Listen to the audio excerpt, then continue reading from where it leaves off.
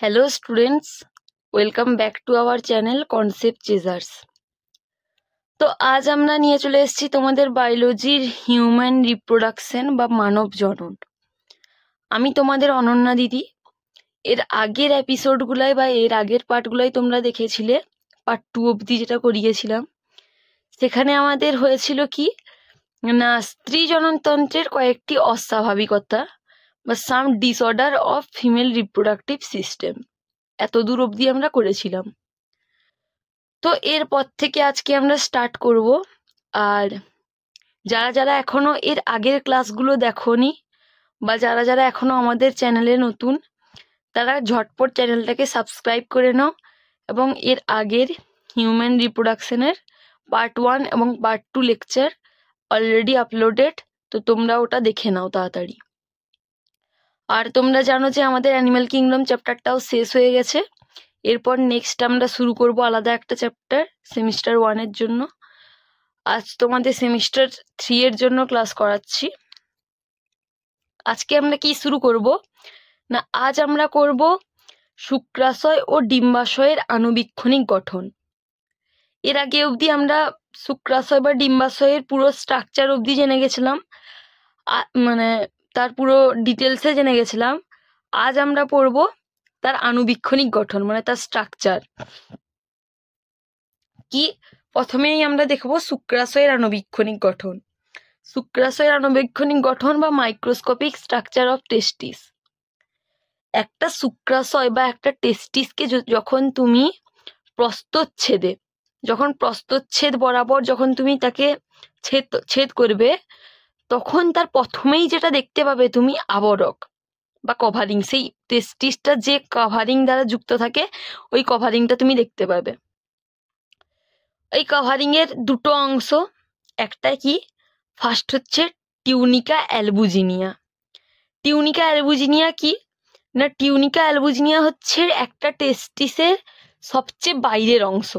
সবচেয়ে বাইরের অংশটাকে কি বলা হয়? সবচেয়ে বাইরের অংশটাকে আমরা বলি টিউনিকা অ্যালবুজিনিয়া। এই যে এই স্তরটা, এই যে টিউনিকা অ্যালবুজিনিয়া সবচেয়ে একটা খোলক, এই যে ধরো একটা টেস্টিস, এই টেস্টিসের এইটা সবচেয়ে বাইরের স্তর। এই বাইরের স্তরটাকে আমরা কি বলছি? টিউনিকা অ্যালবুজিনিয়া। এই টিউনিকা অ্যালবুজিনিয়াটা একটা শ্বেততন্তু।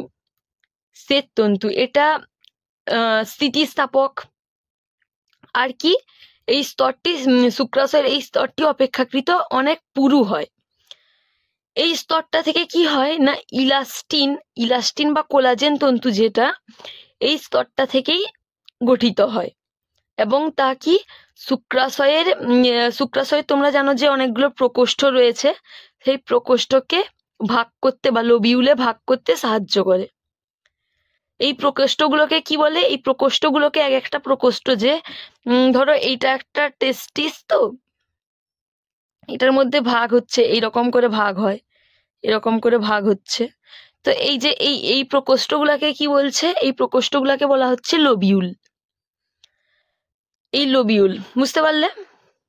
তারপর কি, তারপর আর একটা যে আবরক, সেটা কি, টিউনিকা ভাস্কিউলোসা। টিউনিকা ভাস্কিউলোসা কি? টিউনিকা ভাস্কিউলোসা হচ্ছে টিউনিকা অ্যালবুজিনিয়ার ভেতরের স্তর, মানে একটা স্তরের ভেতরের স্তরটা কি, টিউনিকা ভাস্কিউলোসা। এই টিউনিকা ভাস্কুলোসা স্তরটি অ্যাকচুয়ালি কি স্তর না, সেটা যেমন কি বললাম যে শ্বেত তন্তু বিশিষ্ট কোলাজেন তন্তু দ্বারা গঠিত ওই স্তরটা। আর এটা কি, এই স্তরটা টিউনিকা ভাস্কিউলোসা স্তরটা হচ্ছে রক্তজালক সমৃদ্ধ স্তর, তাই একে বলা হচ্ছে টিউনিকা ভাস্কিউলোসা। এই যে ভাষা বুঝতে পারছো তোমরা, রক্তের সাথে টার্মটা জয়েন্ট, তো এই জন্য একে বলা হচ্ছে টিউনিকা ভাস্কিউলোসা। এরপর জেনে নেব যে এই আবরক বা কাভারিং এর কাজ কি। কাভারিং এর কাজ কি না, টিউনিকা অ্যালবুজিনিয়া কি করে? টিউনিকা অ্যালবুজিনিয়া শুক্রাশয়ের অভ্যন্তরের অংশগুলোকে, সেটা তো সবচেয়ে, টিউনিকা অ্যালবুজিনিয়া তো সবচেয়ে বাইরের স্তর। এরপর কি না, এর ভেতরের যে স্তরগুলো রয়েছে বা ভেতরের যে অংশগুলো রয়েছে, ওই অংশগুলোকে রক্ষা করে কে? টিউনিকা অ্যালবুজিনিয়া। আর টিউনিকা ভাস্কিউলোসা কি করে? টিউনিকা ভাস্কিউলোসা কি স্তর বললাম? একটা রক্তজালক সমৃদ্ধ স্তর। তাহলে এটা কি করবে, টিউনিকা ভাস্কিউলোসাটা রক্তের মাধ্যমে শুক্রাশয়ের যেসব আলাদা যে কোষগুলি রয়েছে ওই কোষগুলিকে পুষ্টি সরবরাহ করে এবং বিভিন্ন উপাদান আদান প্রদানে সাহায্য করে। বুঝতে পারলে দুটো আবরকে দু ধরনের কাজ। একটা টিউনিকা অ্যালবুজিনিয়ার প্রধান কাজ হচ্ছে তার মানে রক্ষা প্রদান করা, তার ভেতরের অংশসমূহকে রক্ষা প্রদান করা, আর টিউনিকা ভাস্কিউলোসার কাজ হচ্ছে রক্তের মাধ্যমে শুক্রাশয়ের কোষগুলোকে পুষ্টি সরবরাহ করা। বুঝতে পারলে? এরপর আমাদের রয়েছে সেমিনিফেরাস টিবিউল বা সেমিনিফেরাস নালিকা। সেমিনিফেরাস নালিকাটা কোথা থেকে শুরু হচ্ছে বলতো, মানে আবরকটা শেষ হলো, কাভারিং শেষ হলো, এবার কাভারিং এর শেষে যে বললাম ওই যে লোবিউল গঠিত হয়, ওই লোবিউলটা আবার কি, মানে লোবিউলের মধ্যে যে সংযোগ কলা থাকে, লোবিউলের মধ্যস্থ, এই যে এইটা একটা লোবিউল, তো এর মধ্যে একটা কলা আছে, এর মধ্যে একটা কলা আছে, ওই কলাটাকে কি বলা হচ্ছে, স্ট্রোমা। ঠিক আছে, স্ট্রোমা।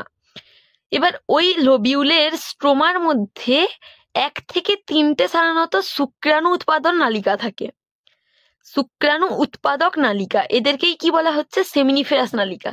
এবার যদি কোশ্চেন আসে যে শুক্রাণু তাহলে কোথা থেকে, শুক্রাশয়ের কোন অংশ থেকে তৈরি হয়, তখন কি বলবে, শুক্রাশয়ের সেমিনিফেরাস টিবিউল বা সেমিনিফেরাস নালিকা থেকে শুক্রাশয় তৈরি হয়।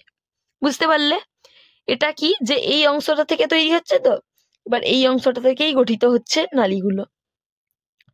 এটা কি, এই নালীগুলো অধিক কুণ্ডলাকৃতি, মানে খুব হাইলি কয়েলড নালিকা থাকে, এই নালীগুলি সেমিনিফেরাস নালিকা, হাইলি কয়েলড নালিকা। এই নালিকাগুলোর দৈর্ঘ্য কত হয়, দৈর্ঘ্য হয় প্রায় 30 থেকে 80 সেন্টিমিটার। আর এই নালিকাগুলোর দেখতে কিরকম, মানে ডিম্বাকৃতি, অ্যাকচুয়াল টেস্টিসটাই তো ডিম্বাকৃতি, আর এই নালিকাগুলোও তার মধ্যে কিরকম অবস্থায় দেখায়, ডিম্বাকৃতি অবস্থায়। বুঝতে পারলে? এবার কি, এর প্রস্থচ্ছেদ, প্রত্যেকটা সেমিনিফেরাস নালিকার প্রস্থচ্ছেদের বাইরে প্রাচীর গাত্রে কি থাকে, ভিত্তি পর্দা। এই যে একটা সেমিনিফেরাস নালিকা দেখতে পেলাম, এইটা একটা নালিকা হয়তো, এর প্রস্থচ্ছেদের বাইরের যে অংশটা, এখানে কি দেখতে পাবো, এখানে প্রত্যেকটা প্রস্থচ্ছেদের বাইরে থাকবে ভিত্তি পর্দা, আর তার ভিতর দিকেই কি থাকবে, জার্মিনাল অ্যাপিথেলিয়াম থাকে। আর সেমিনিফেরাস নালিকার প্রাচীর গাত্রে জার্মিনাল এপিথেলিয়ামে কটি করে কোষ থাকে, 2টি কোষ। কি কি, স্পারমাটোগোনিয়াল কোষ আর একটা হচ্ছে সাটলি কোষ। এই স্পারমাটোগোনিয়াল কোষকে আবার 5 ভাগে ভাগ করা যায়। কি কি,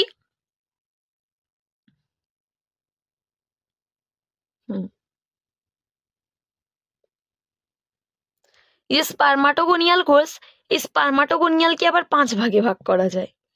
কি কি, স্পারমাটোগোনিয়া, প্রাথমিক স্পারমাটোসাইট, গৌণ স্পারমাটোসাইট, স্পারমাটিড, স্পারমাটোজোয়া। বুঝতে পারলে? তো আসলে এই স্পারমাটোগোনিয়াল কোষ বা এটা কি না, শুক্রাণু উৎপাদনকারী কোষ, মানে তোমাদেরকে যদি স্পেসিফিক ভাবে জানতে চাই যে সেমিনিফেরাস টিবিউলের কোন অংশ থেকে আবার অ্যাকচুয়াল শুক্রাণু উৎপাদন হচ্ছে, তো কি বলবে, স্পারমাটোগোনিয়াল কোষ থেকে। আমরা নালিকা কোথা থেকে বললে বলবো যে সেমিনিফেরাস টিবিউল থেকে। এবার যদি বলে দেয় স্পেসিফিক ভাবে কোন কোষ থেকে তৈরি হচ্ছে শুক্রাণু, তখন কি বলতে হবে, স্পারমাটোগোনিয়াল কোষ। এই স্পারমাটোগোনিয়াল কোষ জার্মিনাল এপিথেলিয়ামে শুক্রাণু উৎপাদনকারী কোষগুলোকে কি বলে, জার্ম কোষ বা জার্ম সেল। এই জার্ম সেলগুলোই অ্যাকচুয়ালি কি, স্পারমাটোগোনিয়াল সেল। এই স্পারমাটোগোনিয়াল সেল বিভিন্ন বিভাজনের মাধ্যমে সেমিনিফেরাস নালিকার অন্তর্প্রাচীরে কোষ সৃষ্টি করে, কোষের স্তর সৃষ্টি করে। এই বাইরে থেকে ভেতরের দিকে এই কোষের স্তরগুলি বিন্যস্ত থাকে। সেইগুলোই নাম হচ্ছে, এক হচ্ছে স্পারমাটোগোনিয়া, প্রাথমিক স্পারমাটোসাইট, গৌণ স্পারমাটোসাইট, স্পারমাটিড, স্পারমাটোজোয়া। এই হচ্ছে স্পারমাটোগোনিয়াল সেলের কোষ যে বিন্যস্ত থাকে, সেই বিন্যস্ত কোষের স্তর। এরপর আমরা দেখব এই স্পারমাটোগোনিয়াল সেলের কাজ কি, বা শুক্রাণু উৎপাদনকারী কোষের কাজ কি। শুক্রাণু উৎপাদনকারী কোষের কাজ কি হবে, তোমরা নাম শুনেই বুঝতে পারছো নাকি, সেমিনিফেরাস টিবিউল বা সেমিনিফেরাস নালিকার অন্তর্গত জার্ম বা শুক্রাণু উৎপাদনকারী কোষগুলো শুক্রাণু উৎপাদনেই মুখ্য ভূমিকা পালন করে। তাদের মেন কাজ কি? তাদের মেন কাজ হচ্ছে জার্ম সেল থেকে বা স্পার্মাটোগোনিয়াল সেল থেকে শুক্রাণু উৎপাদন করা। বুঝতে পারলে? তো এরপর আরেকটা কি রইলো? আরেকটা রইলো সার্টোলি সেল। সার্টোলি সেলটা কি? সার্টোলি সেল হচ্ছে সেমিনিফেরাস নালিকার স্পার্মাটোগোনিয়াল সেল বাদ দিয়ে আরেকটা যে কোষ দেখা যায়, সেই কোষগুলোকে কি বলে? সার্টোলি কোষ বা সার্টোলি সেল, যেগুলো কিন্তু শুক্রাণু উৎপাদন করে না, শুক্রাণু উৎপাদনে সেগুলি অক্ষম, তাদেরকেই বলা হচ্ছে সার্টোলি সেল। এই সার্টোলি সেলগুলো এক ধরনের কি সেল বলতো? ধারক কোষ। ধারক কোষ, এগুলোকে বলা হয় ধারক কোষ, এই সার্টোলি কোষগুলোকে। এই কোষগুলো একটু লম্বাকার হয়, বহুভুজাকৃতি হয়। আর একটা জিনিস, এই প্রত্যেকটা সার্টোলি কোষে, প্রত্যেকটা কোষেই সুস্পষ্ট নিউক্লিয়াস দেখা যায়, প্রত্যেকটা কোষেই।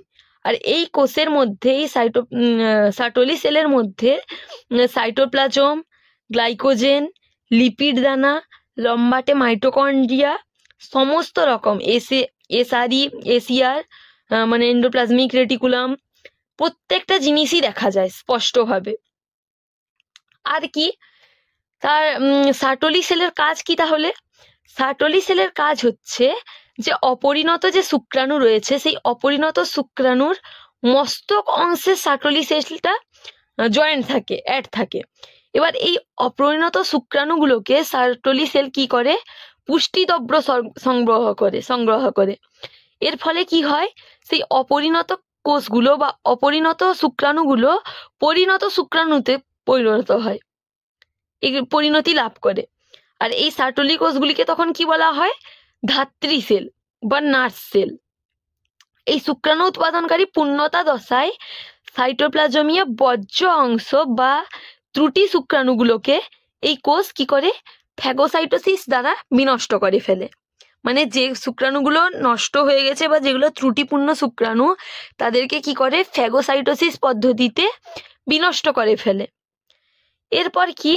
এই কোষগুলো পরিণত শুক্রাণুগুলোকে গুচ্ছাকারে বীর্যে মুক্ত হতে সাহায্য করে। পেনিসে যে মুক্ত হচ্ছে, পেনিসে ওপেন হচ্ছে যে স্পার্মগুলো, তাতে হেল্প করছে কি? Sertoli sell. আবার এই সার্টোলি কোষগুলো রক্ত শুক্রাশয়ে বাধা সৃষ্টি করে।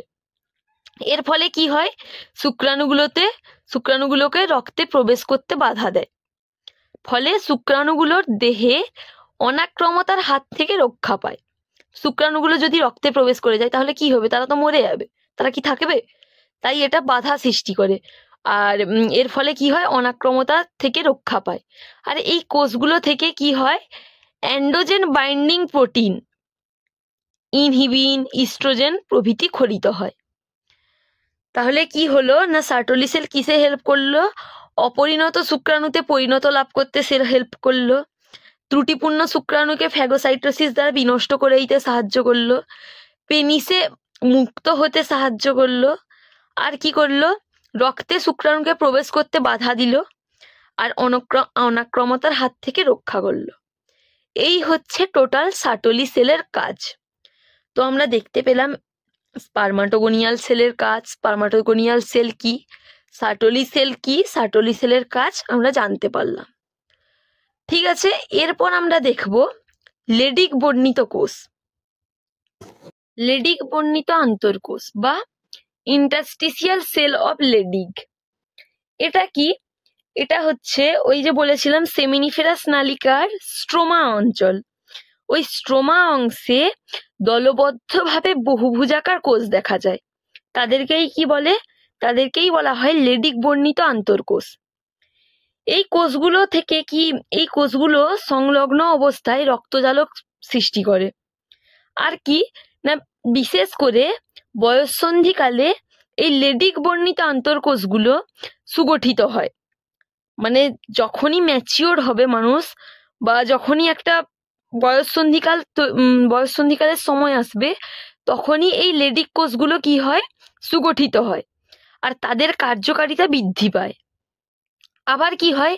যখন বার্ধক্য আসবে তখন কি হবে, আবার যখন বার্ধক্যের সময়ে এই লেডিক কোষগুলো আবার কি হবে, তখন ক্ষয়প্রাপ্ত হবে এবং তাদের কার্যকারিতা আবার হ্রাস পাবে।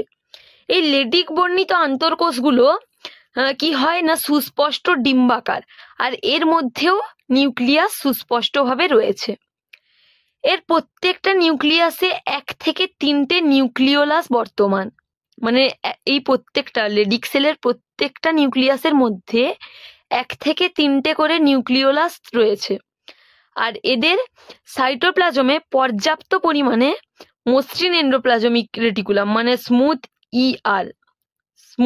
এন্ডোপ্লাজমিক রেটিকুলাম, আর স্বল্প পরিমাণে অমসৃণ, মানে রাফ এন্ডোপ্লাজমিক রেটিকুলাম রয়েছে।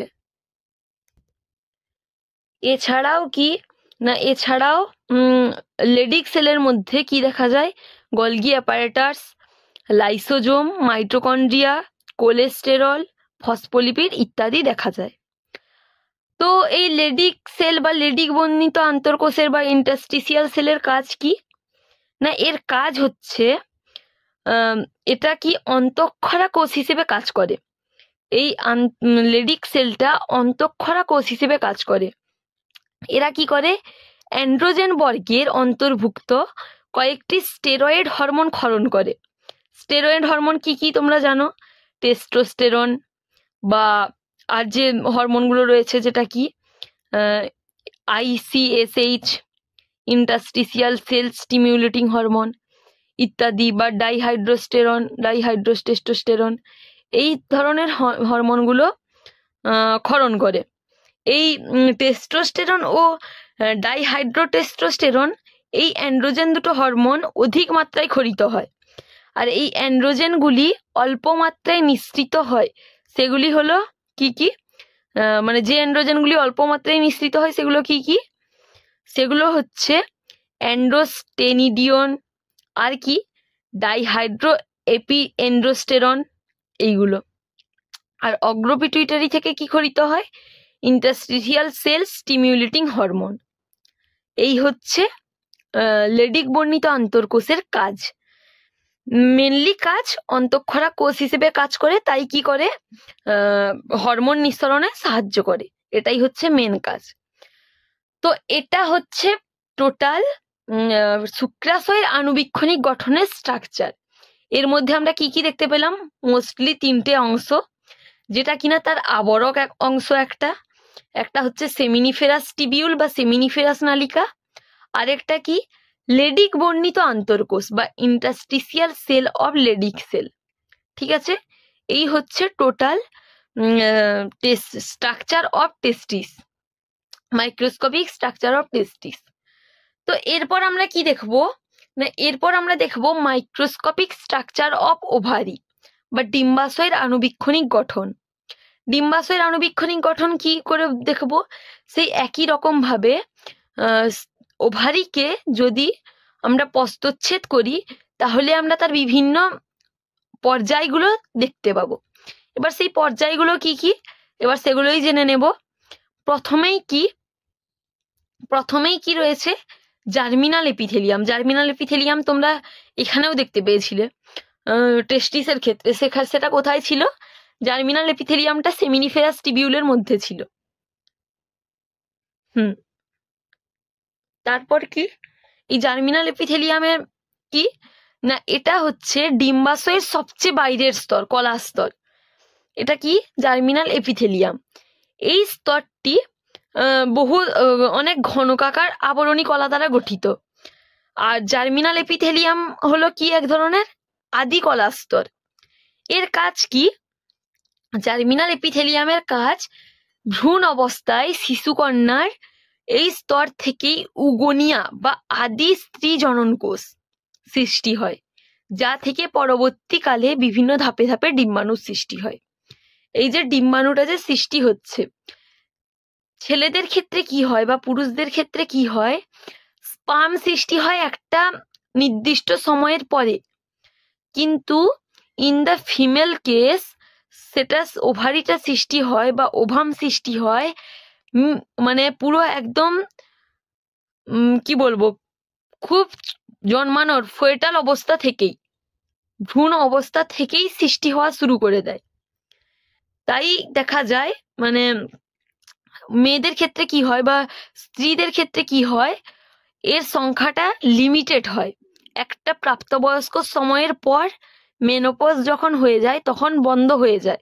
আমরা তখন আর কি আমাদের পিরিয়ডিক সাইকেল বা রজচক্র তখন আর আমাদের গঠিত হয় না। কিন্তু ছেলেদের হয়তো সেটা তার গঠনগত দিকের কারণে ওটা পরবর্তীকালে সমস্যার সৃষ্টি হয় বা বন্ধ হয়ে যায়, কিন্তু না হয় ওরকম কোনো বাধ্যতামূলক নেই বা লিমিটেড সময় নেই যে ওটা বন্ধ হয়ে যাবে বা এরপর আর সৃষ্টি হতে পারবে না। তো এই হচ্ছে তার এর কারণ, যেহেতু এটা মানে ভ্রূণ সৃষ্টির সময় থেকেই সৃষ্টি হয়, তাই এটা গঠিত হয়, ওভাম ডিম্বাণু সৃষ্টি করতে সাহায্য করে ভ্রূণ অবস্থা থেকেই। আর কি আর রয়েছে টিউনিকা অ্যালবুজিনিয়া। টিউনিকা অ্যালবুজিনিয়া আমরা পুরুষদের ক্ষেত্রে কি দেখতে পাচ্ছিলাম, টিউনিকা অ্যালবুজিনিয়া হচ্ছে সবচেয়ে বাইরের স্তর। এই ক্ষেত্রেও টিউনিকা অ্যালবুজিনিয়া জার্মিনাল এপিথেলিয়ামের ঠিক ভিতরের স্তর, পাতলা স্তর। এক্ষেত্রেও সেটা কি শ্বেত তন্তু বা কোলাজেন তন্তু দ্বারা একটি আবরক স্তর। এর মধ্যে শুক্রাশয়ের মতোই একটি কলাস্তর কলাস্তর রয়েছে। আর এর কাজ কি, এর কাজ হচ্ছে ডিম্বাশয়ের আবরক রূপে কাজ করে। আর ডিম্বাশয়ের বিভিন্ন যে ভেতরের স্তরগুলি রয়েছে বা ভেতরের যে অংশগুলি রয়েছে সেই অংশগুলোকে রক্ষা প্রদান করে। এটাই হচ্ছে টিউনিকা অ্যালবুজিনিয়ার কাজ। এরপর কি রয়েছে না, এরপর রয়েছে ধাত্র বা স্ট্রোমা। ধাত্র বা স্ট্রোমা কি, একই রকম ভাবে ওখানে পুরুষদের ক্ষেত্রে বা শুক্রাশয়ের ক্ষেত্রে আমরা যে অংশটাকে ধাত্র বলেছিলাম, ধাত্র বলে ডিনোট করেছিলাম, এক্ষেত্রেও ঠিক সেম অংশটাই ধাত্র।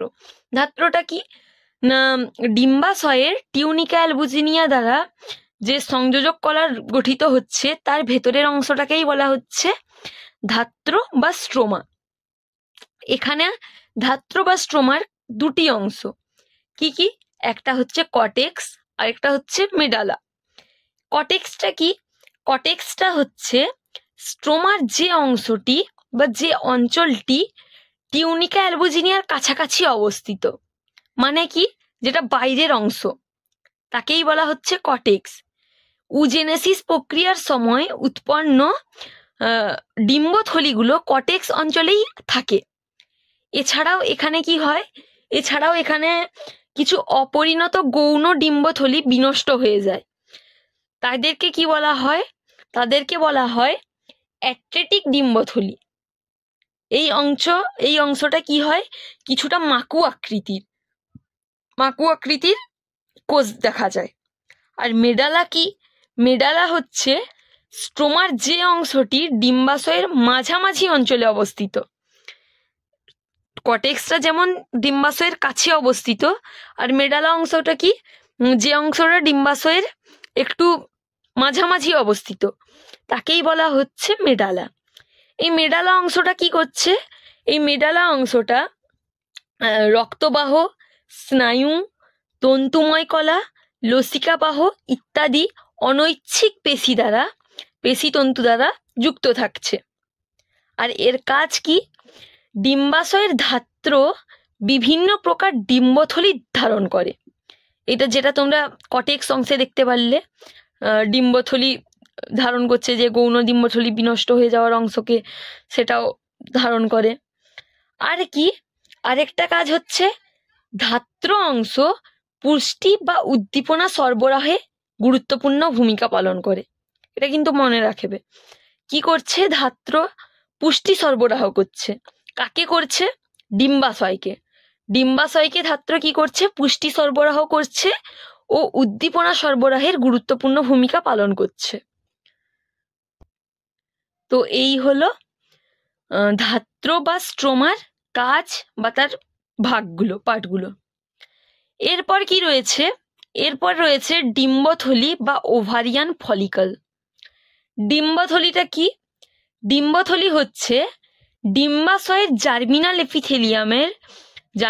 এপিথেলিয়াম যে স্তর, সেই স্তরের কোষগুলো বিচ্ছিন্ন হয়ে তৈরি করে ডিম্বাশয়ের ফলিকল বা ওভারিয়ান ফলিকল।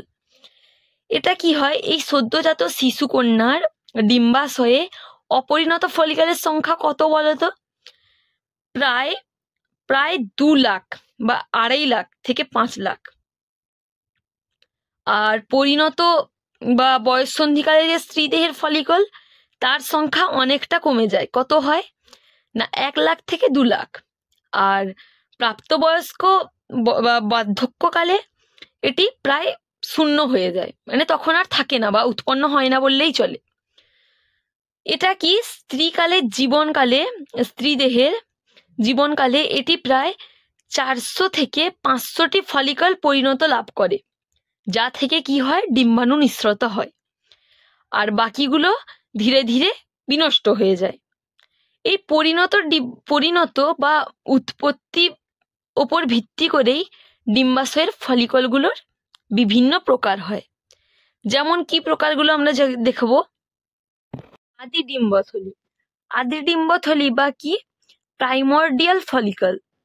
এই আদি ডিম্বথলি বা প্রাইমর্ডিয়াল ফলিকল কি না, বয়স সন্ধিকালের আগে স্ত্রী দেহের ডিম্বাশয়ে যে অসংখ্য অপরিণত ফলিকল স্ট্রোমা অংশে থাকে, তাদেরকেই বলা হচ্ছে আদি ডিম্বথলি। আদি কথার অর্থ কি? আগে, অর্থাৎ আগে, বয়স সন্ধিকালের আগে যে অপরিণত ডিম্বথলিগুলো বা অপরিণত এগুলো ডিম্বাশয়ে যেগুলো কি স্ট্রোমা অংশে থাকে, তাদেরকেই বলা হচ্ছে কি, অপরিণত ফলিকলগুলো স্ট্রোমা অংশে থাকে, তাদেরকেই বলা হচ্ছে আদি ডিম্বথলি। এই আদি ডিম্বথলি জার্মিনাল এপিথেলিয়াম স্তর থেকেই গঠিত হচ্ছে। আর এগুলো কি, এই আদি ডিম্বথলির কেন্দ্রে রয়েছে কি প্রাথমিক উসাইট বা প্রাইমারি উসাইট। আর এটি মিওসিস প্রক্রিয়ায় বিভাজিত হয়ে ডিম্বাণু সৃষ্টি করে। তাহলে ডিম্বাণু সৃষ্টি কোথা থেকে হয়? প্রাথমিক উসাইট, প্রাইমারি উসাইট। কিন্তু সেটা পরিণত হয় কোথা থেকে, সেটা পরে জানবে আরো। তো এটা বুঝতে পারলে উসাইডের কি না, আদি ডিম্বথলিতে প্রাথমিক উসাইডের বা প্রাথমিক যে উসাইট, প্রাইমারি যে উসাইট, তার কি, তার চারিদিকে কোষ থাকে, কোষ এক সারিতে সজ্জিত থাকে। এই কোষগুলোকে বা এই স্তরগুলোকে কি বলা হয়? Follicular epithelium. এই কোষগুলোকে কি বলে? Follicular epithelium. এই আদি ডিম্বথলির এই স্তরে কোষগুলো অনেকটা কি হয়, মাকু আকৃতির সৃষ্টি হয়। এদেরকে বলা হচ্ছে কি ফলিকিউলার এপিথেলিয়াম।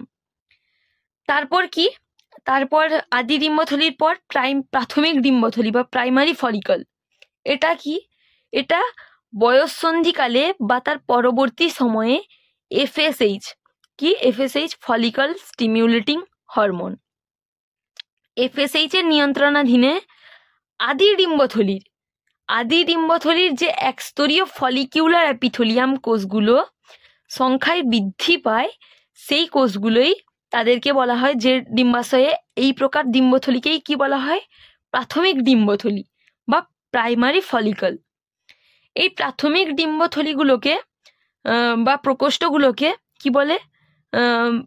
প্রকোষ্ঠ যে হয়, সেখানে কি হয়, অ্যান্ট্রাম, এই অ্যান্ট্রাম গঠিত হয় না, তাই এদেরকে কি বলা হয়? এই যে অ্যান্ট্রাম এটা গঠিত না হওয়ার ফলে এদেরকে কি বলা হয়? Pre antral follicle. যেহেতু অ্যান্ট্রাম গঠিত হচ্ছে না, তাই এর আগে কি হচ্ছে? প্রি অ্যান্ট্রাল ফলিকল এদেরকে বলা হয়। এই ফলিকিউলার এপিথেলিয়ামের বাইরের দিকে সংযোজক কলার বা স্ট্রোমার কোষগুলি থিকাল কোষের স্তর বা থিকাল সেল লেয়ার গঠন করে। এই প্রাথমিক ডিম্বথলির এই স্তরের কোষগুলো অনেকটা কি হয়, ঘনকাকার বিশিষ্ট হয়। তাহলে আমরা প্রথমে কি জানলাম? প্রাইমর্ডিয়াল ফলিকল, সেখান থেকে প্রাথমিক ফলিকলে কি হচ্ছে? ডিম্বাণু তৈরি হচ্ছে। ঠিক আছে, এরপরে কি জানবো? এরপরে জানবো গৌণ ডিম্বথলি বা কি সেকেন্ডারি ফলিকল। গৌণ ডিম্বথলি কি হচ্ছে? প্রাথমিক ডিম্বথলি থেকে গৌণ ডিম্বথলি বা সেকেন্ডারি ফলিকল গঠিত হচ্ছে প্রাথমিক ডিম্বথলি থেকে। এই সময় কি না, প্রাইমারি উসাইটের বাইরে, প্রাইমারি উসাইটটা কোথায় পেয়েছিলে? প্রাইমারি উসাইটটা কোথায় রয়েছে? প্রাইমারি উসাইটটা কিন্তু রয়েছে আদি ডিম্বথলিতে। এই প্রাইমারি উসাইটের বাইরে একটি আবরকের সৃষ্টি হয়। তাকে কি বলে? সেই প্রাইমারি, ধরো এটা একটা প্রাইমারি উসাইট, এর বাইরে একটি আবরক সৃষ্টি হচ্ছে, এই আবরককে কি বলা হচ্ছে? জোনা পেলুসিডা। এই জোনা পেলুসিডার বাইরে গ্র্যানুলোসা কোষগুলো বিভাজিত হয়ে অনেকগুলো কি করছে? কোষের স্তর গঠন করছে। এই যে এই গ্র্যানুলোসা কোষ, এই গ্র্যানুলোসা কোষের ভিত্তি পর্দার বাইরে দুটি স্তরে বিন্যস্ত থাকে এই কোষগুলো। কি কি দুটো স্তর? একটা হচ্ছে থিকা ইন্টারনা, একটা হচ্ছে থিকা এক্সটার্না। থিকা ইন্টারনা কি? থিকা ইন্টারনা ভিত্তি পর্দার সংলগ্ন স্তর। এই যে থিকা ইন্টারনা লেখা আছে, এটা কি না? এটা হচ্ছে ভিত্তি পর্দার সংলগ্ন স্তর। আর এটা কি করে না, এই স্তরটা রক্তবাহ সমন্বিত। আর থিকা এক্সটার্না কি? থিকা এক্সটার্না হচ্ছে এটা বাইরের দিকে তন্তুময় স্তর। সেটা যেমন সংলগ্ন স্তর ভিত্তি পর্দার বা রক্তবাহ স্তর, আর এটা কিন্তু বাইরের দিকে তন্তুময় স্তর। বয়ঃসন্ধিকালে কি হয়? বয়ঃসন্ধিকালে বা তার পরবর্তী সময়ে যখন ফলিকিউলার স্টিমিউলেটিং হরমোন নিয়ন্ত্রণাধীনে আসে, তখন কি করে না, এই প্রাথমিক ডিম্বথলির গ্র্যানুলোসা কোষগুলো, প্রাথমিক ডিম্বথলি বা প্রাইমারি ফলিকলের যে গ্র্যানুলোসা কোষগুলো, সেগুলি অন্তর্বর্তী স্থানে তরল পদার্থ বিন্দু বিন্দু আকারে জমা হয়। তার ফলে কি হয়? এই তরল পদার্থগুলোকে কি বলে? এই তরল পদার্থগুলোকে বলা হয় লিকার ফলিকিউলি। এরপর এই তরল পদার্থগুলো পরস্পর মিশে গিয়ে তরল পদার্থগুলো একটা প্রকোষ্ঠময় অংশ গঠিত করে, একেই বলা হচ্ছে অ্যান্ট্রাম। তাহলে কি অ্যান্ট্রাম কিন্তু প্রাথমিক ফলিকল ডিম্বথলি বা প্রাইমারি ফলিকল স্টেজে তৈরি হচ্ছে না। অ্যান্ট্রাম কখন তৈরি হচ্ছে? গৌণ ডিম্বথলি বা সেকেন্ডারি ফলিকলে। কি করে তৈরি হচ্ছে?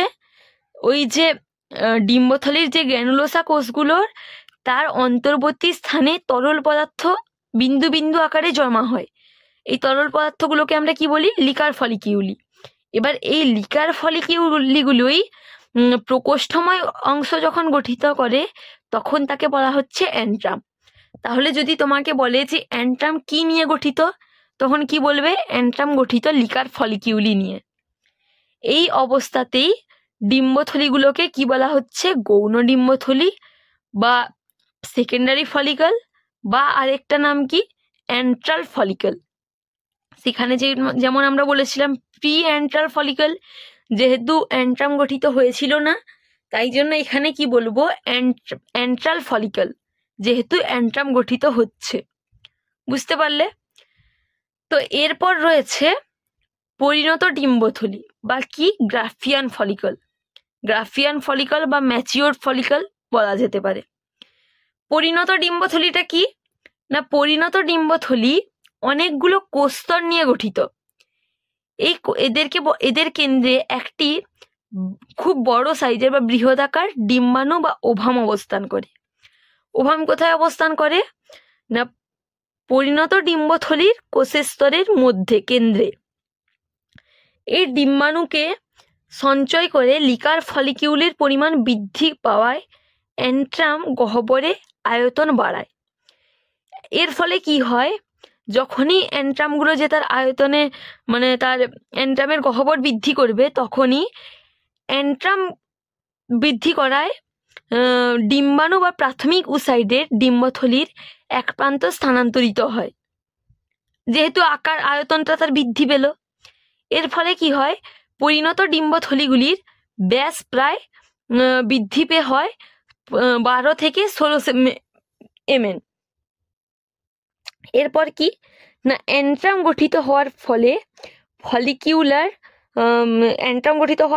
ফলিকিউলার অ্যাপিথেলিয়ামগুলো দুটি স্তরে বিভক্ত হয়ে যায়। কি কি? একটা হচ্ছে ডিসকাস প্রোলিজেরাস, বা তাকে আরেকটা নামে বলা হয় কি?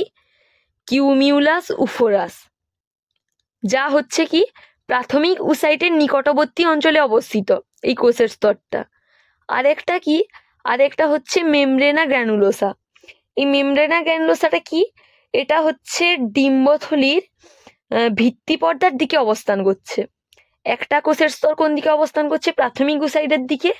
আর একটা কোষের স্তর কোন দিকে অবস্থান করছে? ভিত্তি পর্দার দিকে। এক্ষেত্রে ভিত্তি পর্দার উপরে থিকা ইন্টারনা ও থিকা এক্সটার্না নামক যে দুটো স্তর থাকে, সেই স্তরগুলোর কি করে, প্রাথমিক উসাইটের মিওসিস বিভাজন সৃষ্টি করে। এই মিওসিস বিভাজনের মাধ্যমে কি হয়, গৌণ উসাইটে পরিণত হয়। প্রাথমিক উসাইটটা বা প্রাইমারি উসাইটটা কি করলো, গৌণ উসাইটে পরিণত হলো। এই গৌণ উসাইটের সাইটোপ্লাজমে বাইরের দিকে ভাইটেলাইন পর্দা থাকে। একে ঘিরেই অ্যাকচুয়ালি কি করে, জোনা পেলুসিডা স্তরটা এটা অবস্থান করে। বুঝতে পারলে জোনা পেলুসিডা তাহলে একটা মানে পরিণত ফলিকল বা প্রাইমারি ফলিকুল একটা মানে খুব হিউজ একটা ফাংশন ক্রিয়েট করছে। পরিণত ফলিকল বা পরিণত ডিম্বথলির কাজ কি? এর কাজ হচ্ছে গ্রাফিয়ান ফলিকল মধ্যস্থ ডিম্বাণুর পরিণতি ঘটলে ডিম্বাণু ফলিকলের এপিথেলিয়াম স্তর বিদীর্ণ করে কি করে, যে এপিথেলিয়াম স্তরটা রয়েছে সেই এপিথেলিয়াম স্তরটাকে বিদীর্ণ করে স্ত্রী দেহে উদর গহ্বরে মুক্ত হয়। একেই বলা হচ্ছে অভিউলেশন। অভিউলেশন তাহলে কাকে বলছি, যে গ্রাফিয়ান ফলিকলে যে পরিণত ডিম্বাণুটার পরিণত ঘটলো, সেই ডিম্বাণুটা কি করছে, ফলিকুলার এপিথেলিয়ামের স্তরকে বিদীর্ণ করে উদর গহ্বরে মুক্ত হচ্ছে। একে বলা হচ্ছে কি, অভিউলেশন।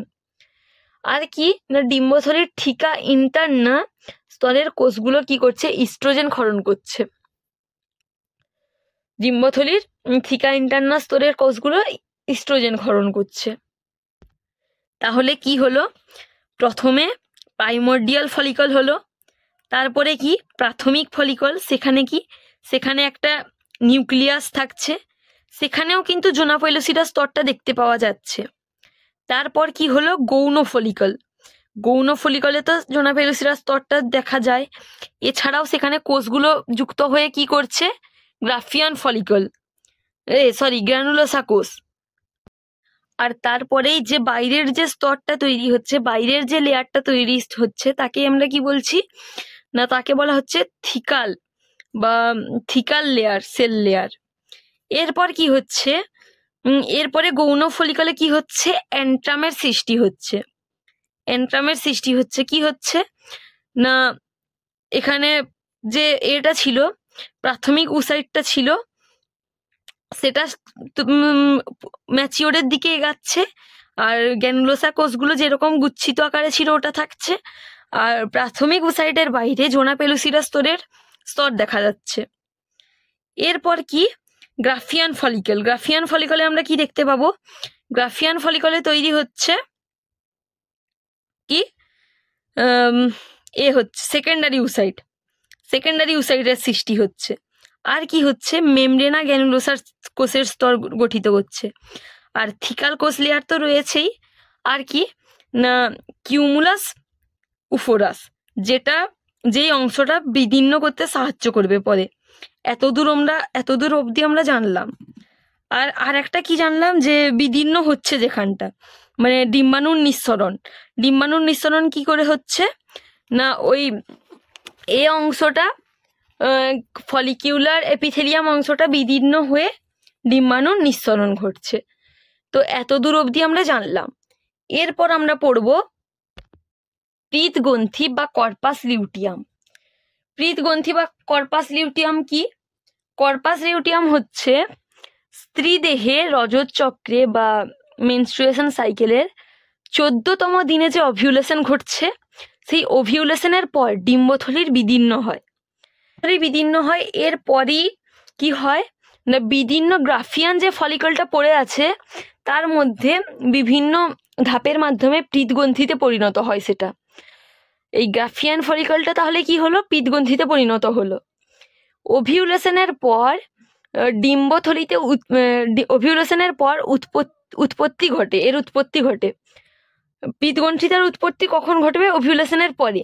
ওভিউলেশনের আগে কিন্তু গঠিত হবে না, কারণ কি তখন কিন্তু বিদীর্ণ অংশ থেকে ওভামটা বেরিয়ে আসছে না, এবং তারপরেই শুরু হয় কি, রজত চক্র।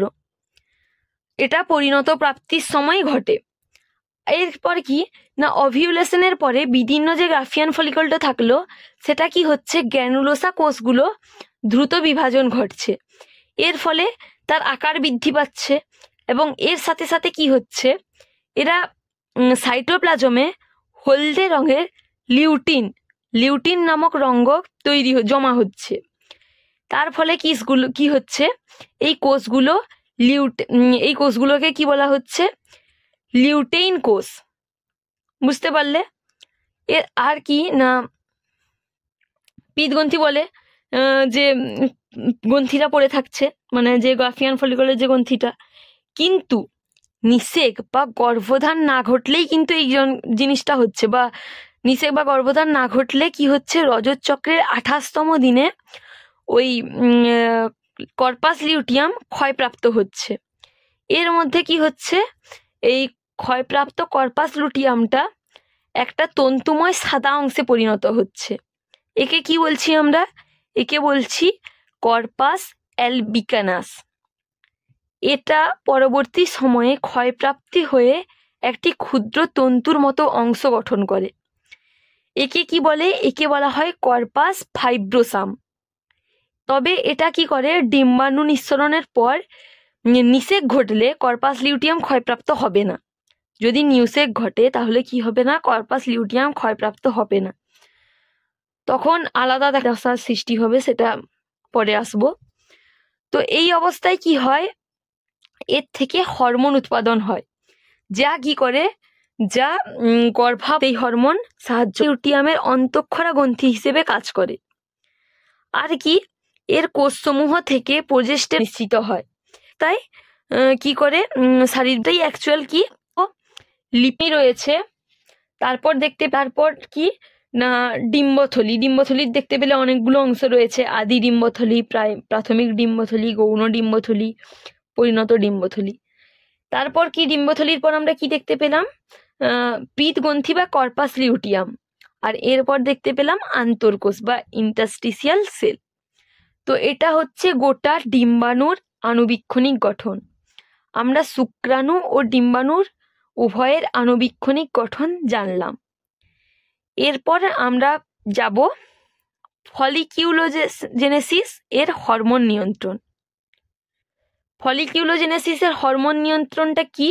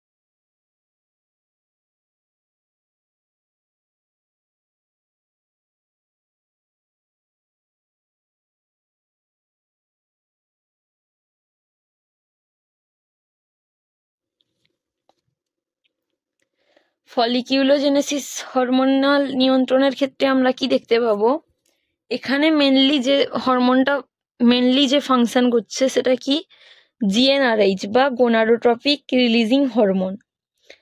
সেটা কি, মানে ডিম্বাশয়ের ডিম্বথলি বা ফলিকলের উৎপত্তি বা পরিস্ফুরণকে আমরা কি বলি, ফলিকিউলোজেনেসিস।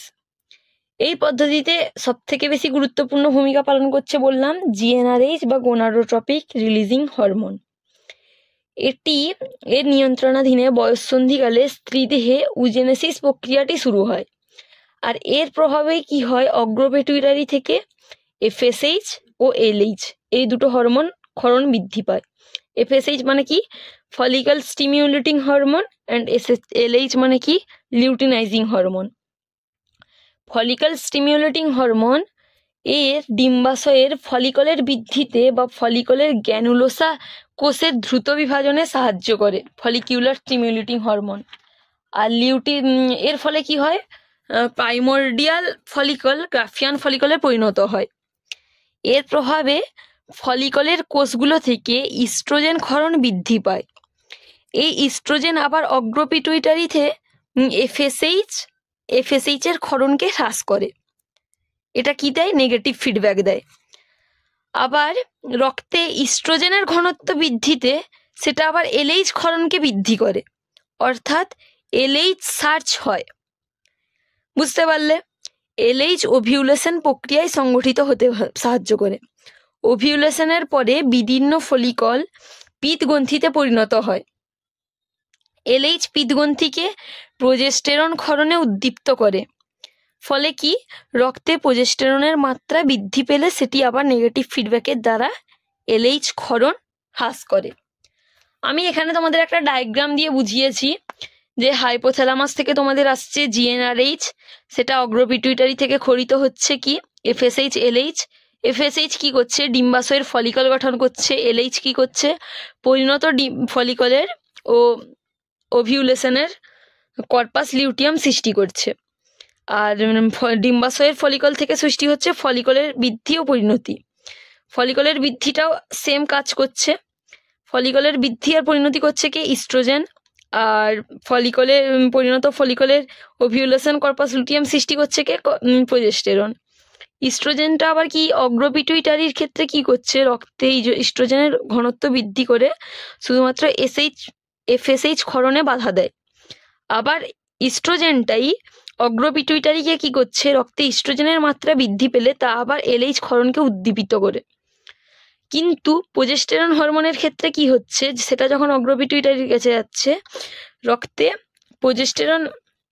প্রোজেস্টেরনের মাত্রা বৃদ্ধি পেলে এলএইচ এর মাত্রা হ্রাস পাচ্ছে, অর্থাৎ কি করছে, নেগেটিভ ফিডব্যাক দিচ্ছে। এটা হচ্ছে টোটাল ফলিকিউলোজেনেসিস হরমোনের নিয়ন্ত্রণের ডায়াগ্রাম। তো এরপর আমরা কি পড়বো না, এরপর আমরা পড়বো গ্যামেটোজেনেসিস। গ্যামেটোজেনেসিস জিনিসটা কি না, গ্যামেটোজেনেসিস হচ্ছে গ্যামেট ফরমেশন করা বা গ্যামেট তৈরি করা। গ্যামেটোজেনেসিস কাকে বলে না, যে প্রক্রিয়ায় মানবদেহে শুক্রাশয় ও ডিম্বাশয়ে ডিপ্লয়েড আদি জনন কোষ থেকে মাইটোটিক ও মিওটিক কোষ বিভাজনের মাধ্যমে হ্যাপ্লয়েড পুংগেমেট এবং স্ত্রী গ্যামেট তৈরি হয়, তাকে বলা হচ্ছে গ্যামেটোজেনেসিস।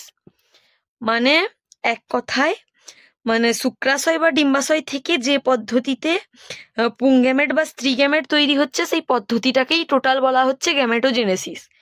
গ্যামেটোজেনেসিসে আমরা কি জানবো না, এই টোটাল পদ্ধতিটা, যে এই প্রসেসটার বিষয়ে কি না, গ্যামেটোজেনেসিসের প্রথম ধাপ কি, প্রথম ধাপ হচ্ছে গ্যামেট উৎপাদন। সেটা কি না, মানব দেহে প্রাথমিক জননাঙ্গের গোনাড বলতে কি না, পুরুষদের ক্ষেত্রে শুক্রাশয় এবং স্ত্রীদের ক্ষেত্রে ডিম্বাশয়, এই গোনাডে ঘটে গ্যামেটোজেনেসিসটা। কি না, উভয় ক্ষেত্রে ডিপ্লয়েড 2n আদি জনন কোষ থেকে প্রধানত মিওসিস কোষ বিভাজনের মাধ্যমে হ্যাপ্লয়েড n সংখ্যক জনন কোষ তৈরি হয়। শুক্রাশয়ে মূলত স্পারমাটোজেনেসিস প্রক্রিয়ায় পুংগ্যামেট বা শুক্রাণু তৈরি হচ্ছে। আর ডিম্বাশয়ে উজেনেসিস প্রক্রিয়ায় স্ত্রী গ্যামেট বা ডিম্বাণু তৈরি হচ্ছে। একটি শুক্রাণু ও একটি ডিম্বাণু মিলিত হয়ে নিষেক প্রক্রিয়ায় ডিপ্লয়েড ভ্রূণাণু বা জাইগোট তৈরি করছে। ডিপ্লয়েডটা কি হয়ে যাবে? 2n হয়ে যাবে, 2n সংখ্যক হয়ে যাবে। মানে একটা n শুক্রাণু ও একটা n ডিম্বাণু, এই একটা n শুক্রাণু আর একটা n ডিম্বাণু মিলিত হয়ে কি তৈরি করছে? 2n সংখ্যক ডিপ্লয়েড জাইগোট। বুঝতে পারলে? এবার এর থেকে পরিস্ফুরণের মাধ্যমে কি তৈরি হচ্ছে? ভ্রূণ বা এমব্রায়ো। এবার সেই ভ্রূণ আবার পরবর্তীকালে ডেভেলপড হয়ে বিকশিত হয়ে কি করছে? অপত্য, অর্থাৎ মানে সন্তান তৈরি করছে। বুঝতে পারলে? অ্যাকচুয়াল ব্যাপারটা তাহলে আসলো কোথা থেকে? না, ডিপ্লয়েড বা আদি জনন কোষ প্রধানত কোথা থেকে হচ্ছে? হ্যাপ্লয়েড কোষ জননের নিষেকের ফলে। সেটা কি না, পুরুষদের ক্ষেত্রে স্পার্মাটোজেনেসিস প্রক্রিয়ায় যে স্পার্ম উৎপন্ন হচ্ছে বা শুক্রাণু উৎপন্ন হচ্ছে, সেই শুক্রাণু n সংখ্যক শুক্রাণু, এবং উজেনেসিস প্রক্রিয়ায় স্ত্রী দেহে যে ডিম্বাণু বা ওভাম উৎপন্ন হচ্ছে, সেই n সংখ্যক ডিম্বাণু, এই n সংখ্যক শুক্রাণু ও n সংখ্যক ডিম্বাণু নিষেক প্রক্রিয়ায় মিলিত হয়ে তৈরি করছে জাইগোট। আর এই জাইগোটই পরবর্তীকালে সৃষ্টি করছে ভ্রূণ। এরপর আমরা তার পর্যায়গুলো জানবো। কি পর্যায়? গ্যামেটোজেনেসিস পদ্ধতিতে সাধারণত আমরা 3টি পর্যায় দেখতে পাই। কি কি 3টি পর্যায়? প্রথম পর্যায় কি না, প্রথম পর্যায় হচ্ছে সংখ্যা বৃদ্ধি দশা। সংখ্যা বৃদ্ধি দশাটা কি না, সংখ্যা বৃদ্ধি দশা হচ্ছে এই পর্যায়ের প্রাথমিক গোনাডে সৃষ্ট জার্ম কোষগুলো, সেগুলো কি করছে? মাইটোটিক কোষ বিভাজনের মাধ্যমে সংখ্যা বৃদ্ধি করছে। মানে যে কোষগুলো রয়েছে সংখ্যা বৃদ্ধি দশাতে আমরা কি দেখতে পারবো? যে কোষগুলো রয়েছে আগে থেকে, সেই কোষগুলো গোনাডে সৃষ্ট যে জার্ম সেল রয়েছে, সেই জার্ম সেলগুলি কি করছে না, মাইটোটিক কোষ বিভাজনের মাধ্যমে, মাইটোটিক কোষ বিভাজন তোমরা জানো, মানে সেটা দ্বিগুণ করে। এবার সেই মাইটোটিক কোষ বিভাজনের মাধ্যমে সংখ্যা বৃদ্ধি করছে। জানো মাইটোটিক কোষ বিভাজন করলে সংখ্যা বৃদ্ধি করে হবে, আর মিওসিস কোষ বিভাজনে কি হয়? সংখ্যা একই থাকে। এরপর কি না, বৃদ্ধি দশা। বৃদ্ধি দশাটাই কি হয় না, এই পর্যায়ে জার্ম কোষগুলো, এই যে জার্ম কোষগুলো রয়েছে, সেই জার্ম কোষগুলো পুষ্টিদ্রব্য সংগ্রহের মাধ্যমে আকার ও আয়তনে বড় হয়। প্রথমে আমরা কি জানলাম? মাইটোটিক কোষ বিভাজনের মাধ্যমে সংখ্যায় বৃদ্ধি ঘটে। তারপর যে জার্ম কোষগুলো রয়েছে, জার্ম সেলগুলি, সেগুলো কি করছে না, পুষ্টিদ্রব্য সংগ্রহের মাধ্যমে আকার ও আয়তনে বৃদ্ধি করছে। বুঝতে পারলে? প্রথমে সংখ্যা বৃদ্ধি হলো, তারপর তার গঠন বৃদ্ধি, মানে তার আকার ও আয়তন বৃদ্ধি হলো। এরপর কি না, এরপর রয়েছে পরিণতি দশা। পরিণতি দশাটা কি না, পরিণতি দশা হচ্ছে এই পর্যায়ে বৃদ্ধিপ্রাপ্ত জার্ম কোষগুলো মিওটিক কোষ বিভাজনের মাধ্যমে হ্যাপ্লয়েড জনন কোষ তৈরি করছে। পরিণতি দশায় কি হলো না, যে বৃদ্ধিপ্রাপ্ত জার্ম কোষগুলো তৈরি হলো, সেই জার্ম কোষগুলো কি করছে? মিওটিক কোষ বিভাজনের মাধ্যমে। এটা কিন্তু মাথায় রাখবে, সংখ্যা বৃদ্ধি দশায় কি কোষ বিভাজন হচ্ছে? সংখ্যা বৃদ্ধি দশায় কিন্তু মাইটোটিক কোষ বিভাজন।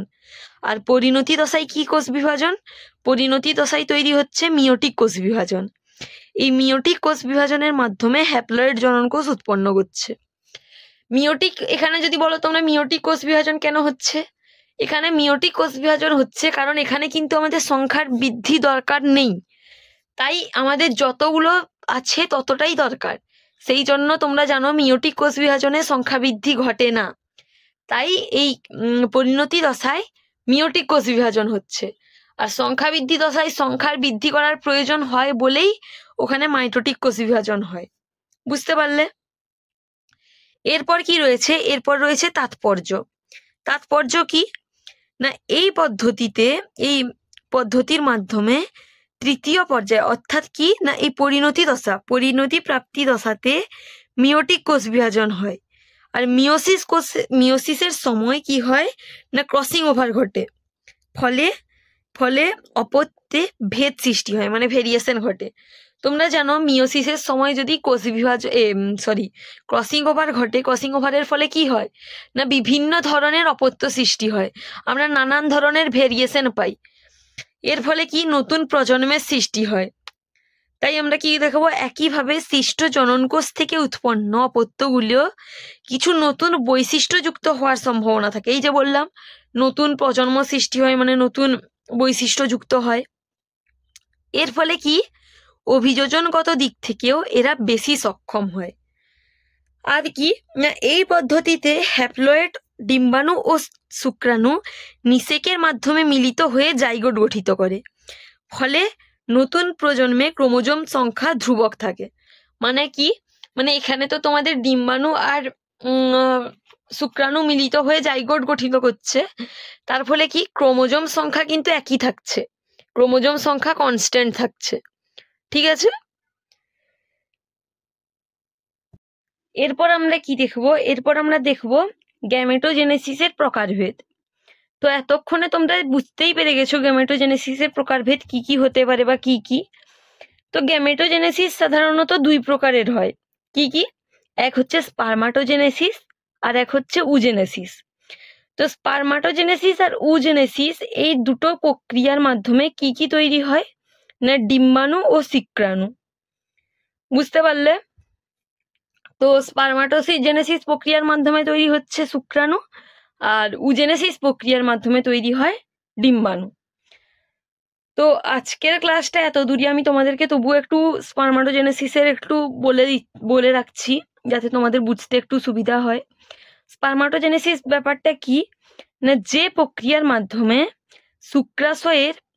শুক্রাশয় মধ্যস্থ সেমিনিফেরাস নালিকা, আমি তোমাদেরকে আজকে ক্লাসে প্রথমেই বলেছি যে শুক্রাণু উৎপন্ন হচ্ছে কোথা থেকে, সেমিনিফেরাস নালিকা থেকে। এবার সেই সেমিনিফেরাস নালিকার প্রাচীর গাত্রে অবস্থিত ডিপ্লয়েড আদি পুংজনন কোষে স্পারমাটোগোনিয়াল কোষ, দেখেছো মাইন্ড, এই পয়েন্টগুলো কিন্তু নোট করে রাখবে। তখনও বলেছিলাম কোন কোষ থেকে, স্পারমাটোগোনিয়াল কোষ। স্পারমাটোগোনিয়াল কোষ থেকে সক্রিয়ভাবে গমনে সক্ষম হ্যাপ্লয়েড পুংজনন কোষ বা শুক্রাণু উৎপাদন হয়, তাকেই বলা হচ্ছে স্পারমাটোজেনেসিস। অর্থাৎ শুক্রাণু উৎপাদনের যে প্রক্রিয়াটা, কিভাবে শুক্রাণু উৎপাদন হচ্ছে সেই প্রক্রিয়াটাকেই টোটাল বলা হচ্ছে স্পারমাটোজেনেসিস। স্পারমাটোজেনেসিস তাহলে কোথায় হয়, এখন বুঝতে পেরেছো কোথায় হচ্ছে। যখন সেমিনিফেরাস নালিকা থেকেই তৈরি হচ্ছে তাহলে নিশ্চয়ই কোথায় হবে, সেমিনিফেরাস নালিকার প্রাচীর গাত্রেই হচ্ছে স্পারমাটোজেনেসিস। আর এই স্পারমাটোজেনেসিসটা কখন হয় না, পুরুষদের স্পারমাটোজেনেসিস হয় বয়ঃসন্ধিকালে। বয়ঃসন্ধিকালে শুরু করে আমৃত্যু পর্যন্ত চলে। যেটা বলেছিলাম তোমাদেরকে যে পুরুষদের ক্ষেত্রে স্পারমাটোজেনেসিসের ক্ষেত্রে ওটা কোনো স্পেসিফিক কোনো এজ লিমিট নেই, বাট কি হয় না একটা টাইমের পর সেই প্রক্রিয়াটা শারীরিক কন্ডিশনের জন্য কমে আসে, বাট বন্ধ হয়ে যায় বলাটা ভুল। বুঝতে পারছো? যেমন 60-65 বছরের পর সেই স্পারমাটোজেনেসিস প্রক্রিয়াটা মন্থর গতি ধারণ করে। এবার কি, সেই স্পারমাটোজেনেসিস প্রক্রিয়া থেকে স্পারমাটোগোনিয়াল সেল কত সংখ্যক, 2n সংখ্যক, এর থেকে শুক্রাণু অর্থাৎ n সংখ্যক শুক্রাণু উৎপন্ন হতে পারে। কতদিন সময় লাগে না, 72 থেকে 74 দিন সময় লাগে। এই অংশে স্পারমাটোজেনেসিস পদ্ধতি অর্থাৎ শুক্রাণু উৎপত্তি হয়। স্পারমাটোজেনেসিসের শর্ত ও শুক্রাণুর আণুবীক্ষণিক গঠনটা তোমাদেরকে বলে দিলাম। এরপর আমরা কি দেখবো না, স্পারমাটোজেনেসিসের পদ্ধতিগুলো। স্পারমাটোজেনেসিসের অনেকগুলো পদ্ধতি রয়েছে। স্পারমাটোজেনেসিস খুবই একটা সহজ জিনিস, তোমরা বললে খুবই তাড়াতাড়ি বুঝতে পারবে। স্পারমাটোজেনেসিস হচ্ছে 2 টাইপস। টাইপ এস মানে স্পারমাটোজেনেসিসের তারপরের ভিত্তি, যেটা স্পারমাটোগোনিয়া থেকে হচ্ছে। টাইপ এ স্পারমাটোগোনিয়া, টাইপ বি অ্যাকচুয়াল স্পার্ম কোথা থেকে উৎপন্ন হচ্ছে, এটা আমরা এরপরে নেক্সট ক্লাসের ডিটেলসে পড়বো। আজ এতটা ডিটেলসে পড়ছি না, তো আমরা শুধু এর পদ্ধতিগুলো জেনে নিই, একবার চোখ বুলিয়ে নিই না। কি আছে স্পারমাটোজেনেসিস বা স্পারমাটোসাইটোসিস, এর কি দশা? প্রথমে তো হচ্ছে আগেই তো পড়ে নিলে সংখ্যা বৃদ্ধি দশা, একটা হচ্ছে বৃদ্ধি দশা, আর একটা হচ্ছে পরিণতি দশা বা পূর্ণতার দশা। এই পরিণতি দশার আবার ভাগ রয়েছে। প্রথম মিওটিক বিভাজন, দ্বিতীয় মিওটিক বিভাজন। বুঝতে পারলে? প্রথম মিওটিক বিভাজন আর দ্বিতীয় মিওটিক বিভাজন যে রয়েছে, এখানে কি না, এখানে তোমাদেরকে বুঝতে হবে মানে মিওসিস 1 ও মিওসিস 2 এ কি কি পরিবর্তন হচ্ছে, কি কি পরিবর্তন হচ্ছে না, এই জিনিসটা তোমাদেরকে মাইন্ডে রাখতে হবে। এটা যদিও আমরা নেক্সট ক্লাসের ডিটেলসে পড়বো। তারপর কি, তারপর রয়েছে স্পার্মিওজেনেসিস